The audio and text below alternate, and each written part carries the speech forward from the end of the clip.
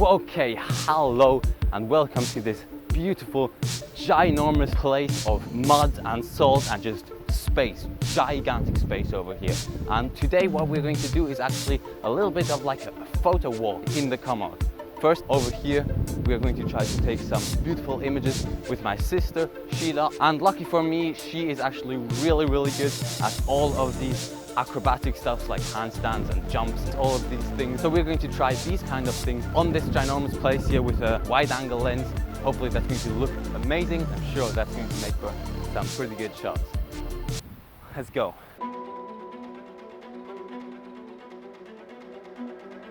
Hi there, my name is Oliver and I traveled all the way to the Camargue and back to live through some of the most epic photo adventures that I have ever seen. However, more importantly, I traveled all this way to France to see some of the most amazing wildlife that this planet has to offer.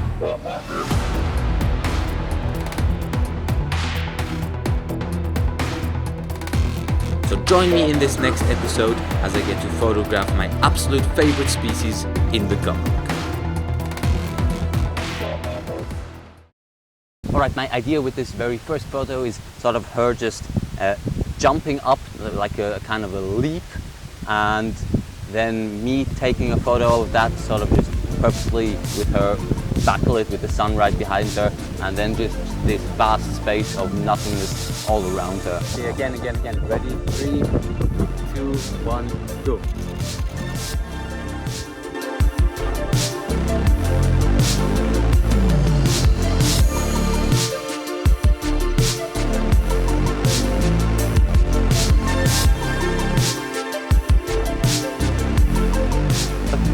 Do a really good handstand and sort of split her legs a little bit in the handstand. So I think we're going to do that and then just frame the sun right above her legs so that you get this symmetry, and then again there's this vast space in the background and foreground and everywhere else. Let's try that now. Ready? 3, 2, 1, go. One more time. 3, 2, 1.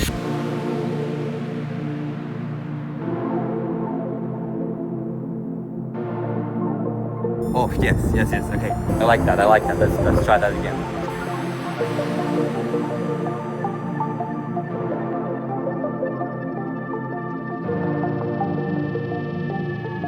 So in this photo shoot we got first of all the Canon EOS 50mm 1.8 nifty 50. Then we got the Canon EOS 100-400, an absolute beast and amazing lens. And then we got the kit lens right here on the camera, which is filming right now. I'm going to use this one for more landscape-ish images, the 100-400 for wildlife and sort of dragonflies and macro stuff like that. And then the 50mm just if I really want that shallow depth of field, because both of these other lenses don't really have a super shallow aperture.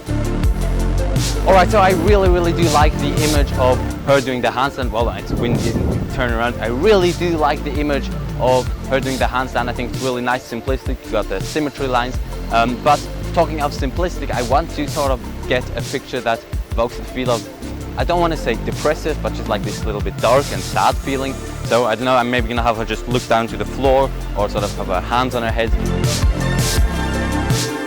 Alright, I hope we got that image, but we already spent way too much time on it, so we're going to move on now over to a little bit more of the fieldy side and maybe get some dragonfly. But what I'm really hoping for right now is definitely some Camargue horses that we can just sort of walk closely up to and photograph. And maybe I'm going to take the 50mm 1.8 to get some real nice bokeh, and then, you know, just wait till the sun sets and get some amazing images of Camargue horses. That's the plan. Let's see if that's going to work.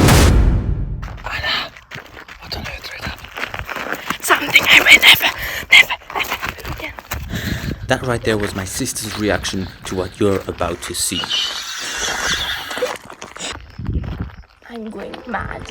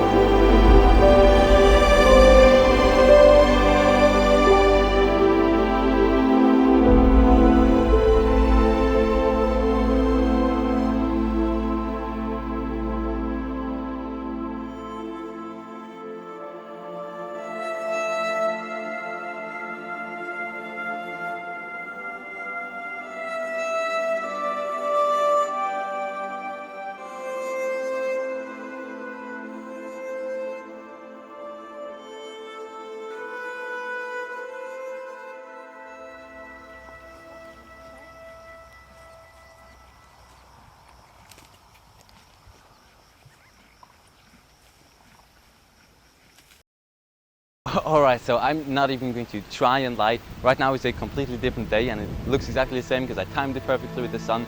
But actually I couldn't film anything else yesterday because I got so caught up in the moment with this Camargue course, as you probably already saw. Just this magical moment of my sister and me both going up to this horse, and just absolutely lovely and just completely magical. So I got so caught up in that moment that I didn't really film anything and I didn't have any behind the scenes. So we're going to try a third location and the third type of image, which is hopefully going to be a macro image, a dragonfly shot with a 100 to 400, again with the sun in the background.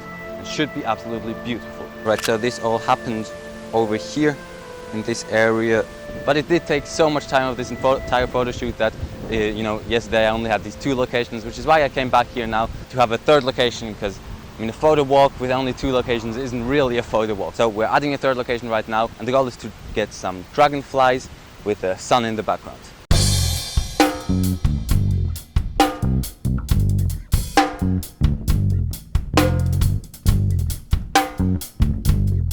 Looking for dragonflies right now, and the sun is really starting to set, so it's about time for me to really find one of these dragonflies.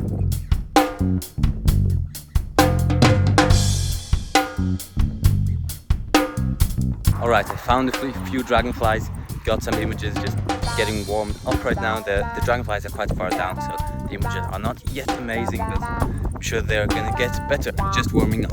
Okay, so I got a really quick tip for filming actually macro photography, which is with DSLR cameras. I mean, you can't actually look through the little eye hole over there for video because it's not a mirrorless camera. So it's really hard to focus and even just find the subject. So what I usually do is I'd actually focus and frame everything up in the photo mode, and then just switch over to video, press record, and like that I have a much higher success rate of trying to find and focus the subject all in video mode through this LCD screen. It's a lot harder. So I hope that now that I set that like a pro, the footage is actually also going to look good and not just completely out of focus and stuff. It is really hard today because it's still really windy. I just really remember there being so many dragonflies here yesterday, and now for some reason I can't find any anymore. So typical. But I'm just going to keep looking for them and also switch to the 100 to 400 that I'm actually ready as soon as I find it. So let's go.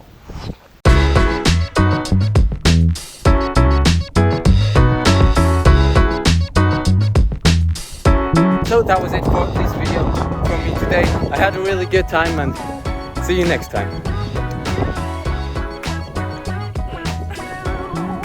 Knock now,